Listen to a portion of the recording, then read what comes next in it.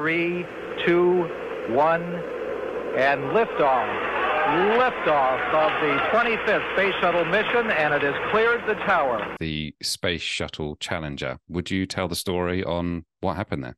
So, yeah, January 28th, 1986, Space Shuttle Challenger blew up and, killed the astronauts.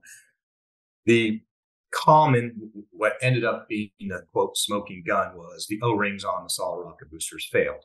So, and I've been asked many times to come speak to colleges and the people your age and stuff and explain how management failed and it was a horrible decision and all that.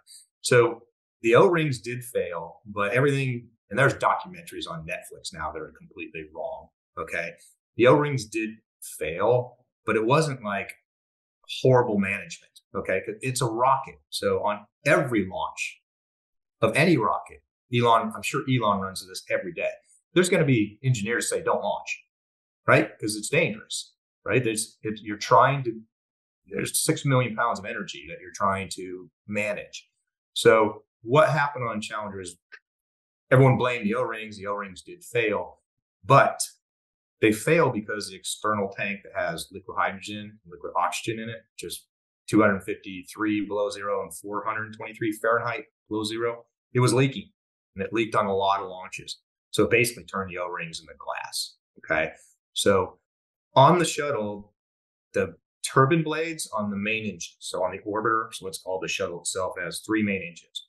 The turbine blades are about that big around, and they're sitting there think about this thermal shock, Thomas. They're sitting there at 80 degrees in Florida, or whatever, sitting still. They suddenly spin up to 35,000 RPM. I believe that's the right number. And then they get hit with 250 below and 420 below liquid, right? So the thermal shock is so enormous that it actually changes the crystalline structure of the blades that you can't produce on Earth. You can't manufacture those blades. So to test the actual blade, you have to run it on a test stand with the liquid going through it to change the crystalline structure. So they cracked a lot. So that was on the Pareto chart I just mentioned earlier. The number one risk on the space shuttle at the time was turbine blades. I was at the launch pad when Challenger happened.